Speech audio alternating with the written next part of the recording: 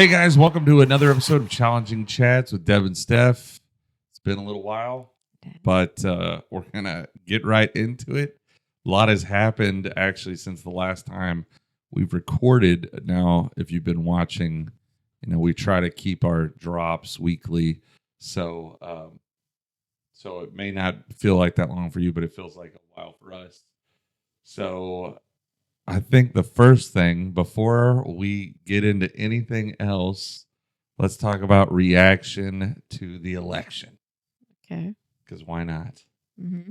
Let's talk about it. So Trump wins resoundingly. Mm-hmm. Why do you think he did so well? Why do I think? Yes. Oh, first. Because you're the I'm not like female super, voter. I know, you but were I'm not supposed to be. super political, so I can't say that I'm as researched as maybe a lot of people are. And my vote is determined more by my Christian beliefs than being a woman. But why do I think he won? Like overall, I think the past 4 years have been like not great economically for people, and that's I would say that's the biggest determiner for most people, just everyday life. Like I need to be able to afford groceries and rent and stuff like that. So that's a pretty big deal. And that Kamala couldn't say what she would do differently, right, to make things better, right? Not really.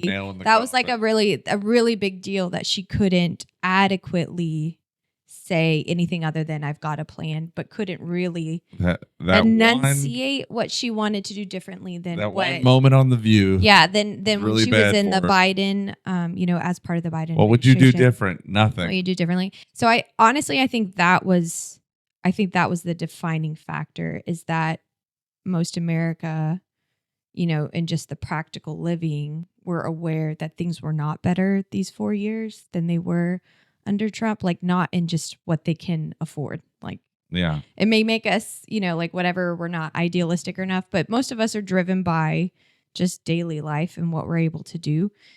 And yeah, the fact that she couldn't rise to the occasion and really be like, yes, it has been hard and we can do better or something, it's tough because if you're part of that, she would have had to have.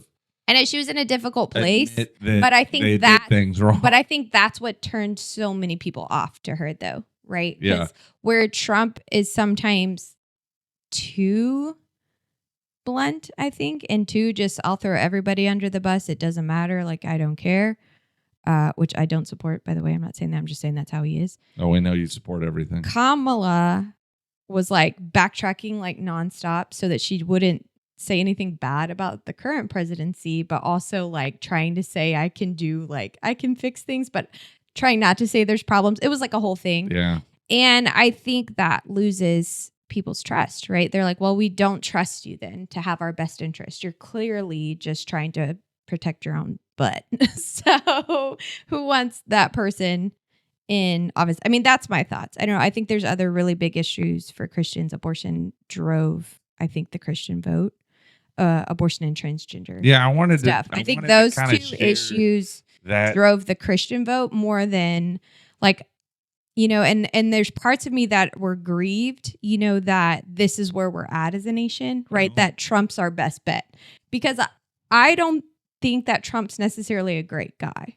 I don't know the man personally, but when you see and you hear things over and over again and you hear the things coming out of his mouth and you realize how reactionary he is and everything, you're like, he's probably like, I wouldn't tell my son, hey, grow up and be like Trump, right? I'm not going to say that character-wise.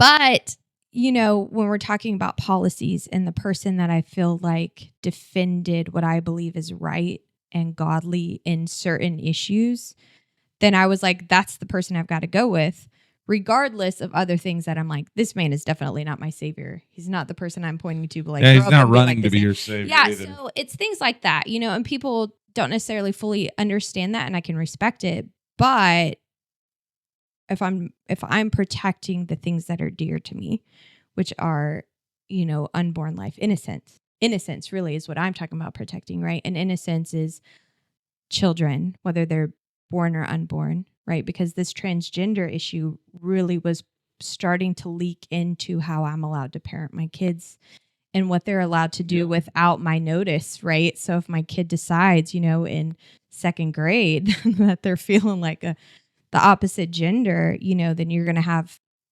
now where there's legal ways for them to go and pursue a path of existence. And I don't know anything about, anyway, it was becoming closer and closer to like a reality that was kind of intimidating for me. And so that's what drove my vote. I don't know. I can't speak for the whole country, but I think economy was what drove it for most everybody else. I think it was economy, lack of leadership, which we're going to talk about in our next episode. But lack of like an actual leader, because during Biden's presidency, you didn't really feel like you had an actual leader. It felt like people behind the scenes are kind of running the show, like bureaucrats just kind of one-offing, making decisions. Well, which is why I think that Afghanistan was a mess that it was, because you just had I'm assuming you just had generals that had the ability to make decisions or were given the authority to do so.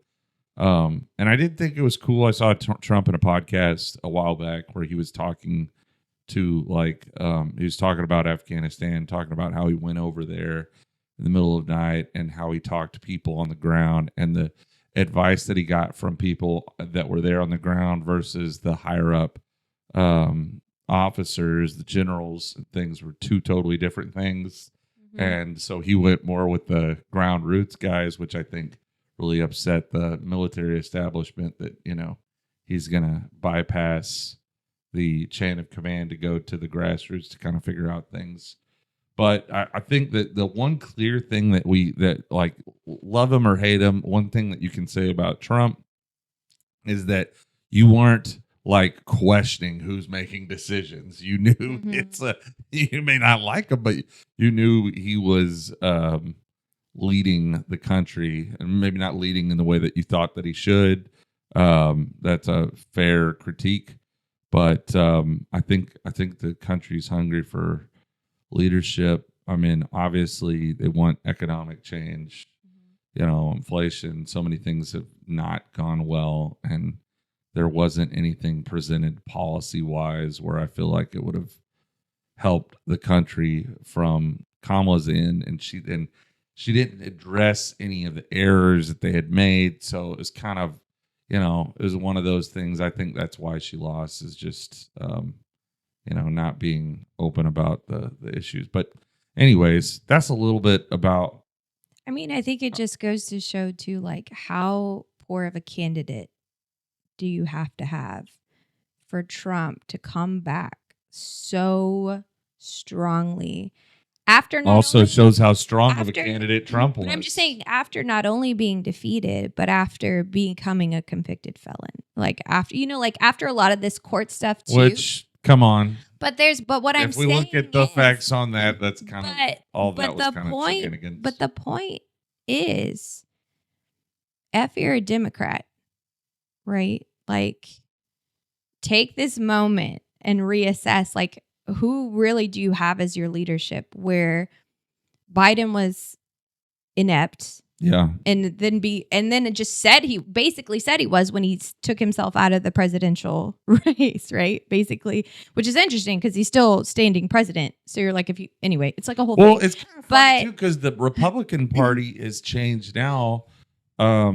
Because I feel like now the Republican Party is kind of becoming what the Democratic Party was. Yeah, that's what I would say. We're very slowly morphing away from just certain things is where we're going to stick hard on, to where it's like, well, you have sane and you have insane. No offense, guys. But that's why you can't say something offensive and then say no offense. Yeah, that's no offense. No offense. You guys are crazy. The policies that were being pushed by the Democratic Party were insane. The fact that she is talking to someone and being like, yes, we're going to have gender affirming care for prisoners and have that funded by tax dollars. That's insane. 90% of the population is anti that position. And I don't have to and you can be like, oh, where'd you get your survey from? Ask anybody. Hey, do you think tax dollars should be spent? I guarantee you 9 out of 10, if not 10 people out of 10 will be like, no, I don't want to pay for gender affirming care for prisoners. I don't think that that's an important issue. It's just, there was certain things that were just absolutely nutty. And they made them big issues, and I think they lost people because of that. And I think that's that and the fact that they're promoting these things and then demeaning anybody who disagreed. And I think that's also what shut so many of Americans off, where they're not even willing to listen to that side anymore. Yeah. Which is, again, choose your rhetoric well, friends, right? Because if you demonize and villainize and demean and make it sound like if you don't agree with me, you're not intelligent, you're not conscientious, you're not moral, you're not basically nothing good, nothing that we value. You're everything else. So apart from just saying you're trash, right? But basically that's what we're saying, because everything that we value, we're saying you're not it because you disagree. Not because your arguments don't stand for why you disagree, but just period. You disagree with me and therefore you're a horrible person, right? Not even willing to listen to a different side. And that is going to turn off so many people. And it did. We see that. It clearly shut the door for where Trump was able to get people on his side who have not been on the Republican side for years and years and years. That's why it's so astounding of a victory, is you so turned off your own base. Well, even your own foundational base that people, they just totally turn their backs on you. Yeah. And you have to ask yourself, well, why? Are you listening to the people, or are you using the people to do what you feel is right and screw them if they don't agree with you? And I feel like that's the message that they have promoted throughout this entire presidency with Biden. And then her campaign was very much don't care what y'all think. If you're following Trump, it's because all of these stories, same thing Hillary did, right? See, that's the thing too. And it's just, they're tired of it. Well, and if you hear people who used to be Democrats like Dave Rubin and some others, they'll say before, one of the attractions to that party was the fact that there was openness of thought was but now it's either you conform to what we say or we're going to crucify you. Or we're going to hands down. We're going to throw you to the wolves. And so I think that whole tactic, while you can try to have, because that's the thing, is that really they are the party of the self-righteous. And I think the Democratic Party is the self-righteous I don't party. think the thing that's interesting is I don't think Trump is actually that different when it comes to volatile speech. Because if you come against him personally, then he will throw down in a very toddler-like manner, right? He is going out for blood if you attack him, right? But I think what he's done in a clever way, maybe that the Democrats didn't, is he doesn't attack Democrats, voters. He goes straight for the policies and the politicians. Well, right. And whereas took on this hard questions. the other side, they don't. I mean, yes, they're going after Trump, but they go straight for the voter, and they demean the voter. Yeah. And so that's what I'm saying. I was like, they were not smart in that they turned off the voter to them completely because they attacked the people instead of going after policy or politicians who were shady or whatever. They didn't stay there. They weren't content with that because their opinion came out. That's my point, is the opinions came out, because if you're going to attack the people, that means you really don't respect those people. And honestly, you probably wish they weren't there. So people get that. They feel that if you really despise them. So why in the world would they want someone in leadership who despises them? Yeah. I don't know. Well, I I think Kamala did a better job than Hillary at not not calling them deplorables, but still she had moments where it was like that. The guys being told to go to another rally, they're at the wrong rally when they're shouting Jesus is king. It's just not a good look. And yes, Trump has plenty of those moments, but at the same time, I think the thing that Trump did that was drastically different, and compared to what Kamala did, is Trump went on these podcasts and he, he was pretty open about a lot of stuff, and even when they asked him hard questions about stuff, or do you think sometimes you may have flown off the handle or whatever, and on Joe Rogan he was like, I've always had I've never had a problem getting a lot of press. I've always had, he's like, I don't know why. I don't know if this because and Joe Rogan was like, well, I know why, because you say some crazy stuff, that's yeah. And he's like, well, I guess that may be part of the reason he's laughing. But I think what Trump did really, really well in this, and part of this goes to whoever is managing his campaign, is going on those podcasts and he devoted time. He wasn't he was a human being. And I think that people, if they can connect with someone like that, which a lot of people have. People talk about Trump worship. It's the fact that if they feel like they know him, they've seen him on TV. Yeah, they feel like he's in their corner. They feel like listen, I may know he may say some stuff that maybe I don't always agree with or whatnot. Like that crazy relative. Yeah, but he's got your back, but you never know what's going to come out. He's like that uncle that you may not agree with him on 100%, but you can call him up if something goes wrong, and he's there for you. And that's kind of the feeling that I think that Trump was able to instill, and the reason why he did so well. And so we'll see how he does as as the 47th president. I think he, to be honest, I think the last time, in Trump's governing, as far as how he has governed policy and doing what you'd say you do and global effect and everything, I think he's the best president we've had since Ronald Reagan, for sure. People hate that because they hate that, but I'm like, you didn't have any new wars. Okay. Under Trump, you had more global peace.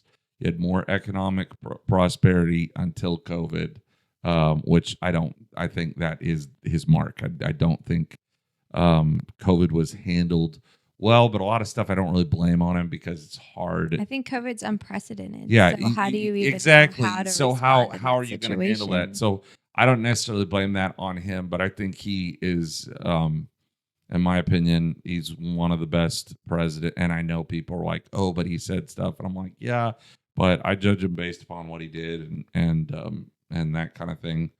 I'm not a fanboy, although the more that I heard Trump hate, the more that it does, you just kind of want to stick it to him. And yeah, but that's because that's your personality. I'm ornery like that. I bought a Trump hat just to spite people on Facebook last time because it was fun. So, and that's my personality. That's your personality, not mine. I like pushing. I'll just quietly do what I think is right, and but anyways, everybody else can do what they're going to do. I think it would be good to pray for him and to pray that he does well. And if you love this country, you will pray for him. I prayed for Lord knows. Yeah, and we prayed for Biden for the best. We prayed for that guy. We didn't want her. We didn't want him to die. We didn't want him to. Wanted him to make as good as decisions, and again, we still lift him up, and hopefully, hopefully he'll finish strong. But yeah, and I actually think Biden's a little happy about Trump winning. Why? Because I don't think he was pleased with how I don't think he was. I don't think he wanted to step down. I think he wanted to run again. I don't think he was aware enough to know what the heck he wanted. I think in his moments of sobriety or whatever. Not sobriety. He wasn't drunk. But I mean, it is moments of, how do you say it when they're lucid? Lucid. It is lucid moments. Moments of lucidity. Is that a word? I don't know if that's a word. It's not one I use. I think he was upset. So yeah, I heard Sure, no one wants to say like they're a red unable dress or something like that, and so I think they're. Anyways. I don't know. That's what has to do with anything. No, wearing Republican colors, to a Democratic thing. Anyways, beside the point. Red's just her color. Or she was trying to make a statement. No, she wasn't. Stop. I don't know. See, that kind of stuff is foolishness. Just making assumptions about stuff that's dumb. Sure. But you know what? That's what a lot of people have done with Trump. That's why he hasn't been liked, because there's been so much negative media that it just pulls like the whole Trump's a racist. But I will always say too, like, if he didn't give them so much fodder to work with, they wouldn't be able to do it so easily. Would they still do it? Yes, I believe so. I think they hate his guts and they're going to try. But you cannot argue that he doesn't make it really easy for them. That he doesn't give them ammo. That he does not give them, like, he doesn't just hand them things to use. Yeah. So no, I'm not gonna just because it's not like Trump is just like this innocent, selfless. No. I don't think anybody. Humanitarian. He's a businessman. Yeah. He is highly intelligent. And I think this is part of his problem is he's highly intelligent, but not necessarily highly emotionally intelligent, which is why you see him so reactionary. His loyalty means everything to him. And so he takes, and this, and this is probably some of the psychology stuff, but I'm not a psychologist, but with kids with like ADHD, and they tell you like they're super sensitive to rejection, and it's just different things going on. And so he's like highly intelligent. His business intelligence is crazy, so he has that. He's just an impressive guy. Yeah. So the fact that he's going around, but there's things that he is not good at, right? Sure. There is 100%, and he is still very selfishly motivated, I think, in a lot of ways. I think too business plays into that. He needs people to be loyal to him. Like he needs, we all need that, but he really needs people to like him, right? to genuinely like him. And I think he has a hard time with people, to disagree. Fair, he interprets it as disloyalty. So to be that's fair, something that I'm like, you could grow in this. I mean, you're 78, so I don't know if you will. To be fair to the critics, he does do that. He does not handle that how he ought to handle it. Sure. As a grown man with tons of power, influence, experience, everything else, you should have grown in this by now, friend. Well, now I think you're looking at it from two different angles, because there's the angle of you should just apologize when you do something wrong. But you have to understand when you get to business. I'm not saying apologize. I'm saying don't fly off the handle in the first place. I'm saying practice some friggin' self-control. For the Twitter wars, that kind of stuff. 8-9-year-olds is currently showing more self-control than a 78-year-old man who's, all this stuff. That's problematic. And I don't think I need to make excuses for him to be able to be like, that's problematic. A lot of other stuff you're doing, great. Do we need someone who can make hard decisions? Yes, absolutely. All this stuff. I was like, but the amount of his reactionariness, we're making up words, I think is I don't know. Our 7, 8, 9-year-old almost threw a remote into a TV the other day, so I don't know. And Trump just throws around threats all over the place, right? And the minute you tell him something, he'll be like, "You're a horrible person. You're crazy. You're terrible." So I think some of that too. I think some of that is the fact that when you're in business, anytime someone accuses you of doing something wrong, you do have to kind of deny for legal reasons. I don't disagree. You're conflating two things. You're saying he should just roll over and show his tummy or something. I'm not saying that. No, I'm not. What I'm saying is he could be like, it's false. It's false. And stick with that, right? False allegations. It's not true. Don't know where they got it from. See, look at me saying this. The words are still there. Fake news. But they're horrible people. I don't know why they're saying that. That clearly that person's crazy. You know, that's a very different thing than just being able to say it's not true. I think he does both though. He says, fake news, you're a terrible person. Like that. Yeah, but that's my point. That's my point. Fake news, rot forever.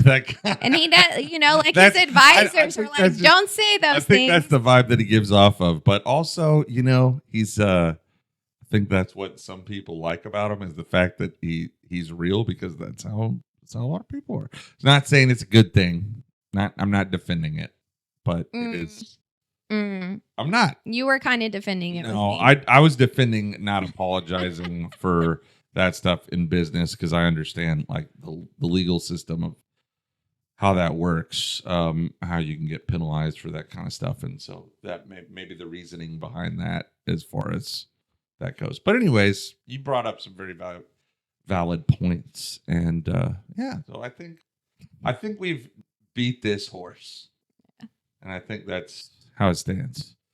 I think if you're watching this and where did that saying come from? Beat this horse. We shouldn't say that. It sounds horrible. But isn't it the same? I don't know where the saying came from. As you said, we finished it. We beat that horse. Beat that. That sounds we don't believe in beating horses. I don't know where the saying came from, but I do know it is a saying, though. Well, let's not say it until we figure it out. Well, I think we've completed that building. Yeah. Okay. Sure. I think so. Finish that race. Yep. Nailed that. Let's call it good. It's only much you can say. Yeah. But hopefully does well. Hopefully people don't lose friends. Oh, don't do it. There's a lot of ridiculousness out there. People like, unfriend me if you vote. I'm like, who cares? Let people. You know what? I'm 100% pro your right to vote however the way that you want to vote. If you want to vote for someone that I think is mentally insane, whatever, go out and vote for him. Not saying that I thought that about her. I didn't think she's mentally insane. Thought she just wanted. Although I don't know. Some people are like, I bet she's relieved. You're going off on a tangent now. You're going. I am going off. We're supposed to be done. You know what, guys? That is it for this video. Tell us what you like, what you didn't like. Hit that button down below. Share, subscribe. Thank you guys for joining us once again. Until next time, adios. Bye.